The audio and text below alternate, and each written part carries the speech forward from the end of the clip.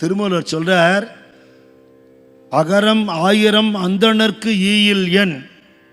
1000 அக்ரஹாரத்தை கட்டி வேதம் தெரிஞ்ச வைதிகாலுக்கு கொடுத்தா என்ன புண்ணியமோ, சிகரம் 1000 செய்து முடிக்கில் எண். 1000 கோவில் கும்பாபிஷேகம் பண்ணா என்ன புண்ணியமோ, பகரும் ஞானி பகல் ஊன் பலத்துக்கு நிகரில்லை என்பது நிச்சயம்தானே. ஒரு பிரம்மஞானிக்கு மத்தியானம் ஒருவேளை பிட்சைக்கு நீ கைங்கரியம் பண்ணிட்டேன்னா இது 2 விட அதிகமான புண்ணியம்ங்கிறார். சாதாரண விஷயம் இல்லை.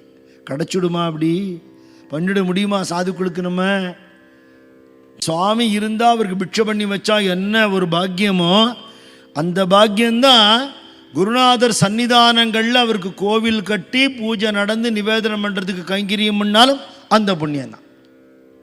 கோவிந்தபுரத்தில் பாதுகா மண்டபம் இருக்குது, சுவாமி சன்னிதானம் நித்திய பூஜை நடக்கிறது, நித்திய நிவேதனம் நடக்கிறது.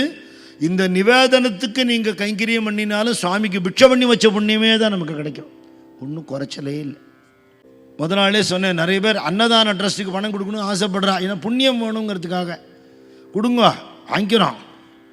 சுவாமிக்கு கொடுத்தா அது எப்பேற்பட்ட புண்ணியம் நினச்சி பார்க்க முடியுமா உங்களால்?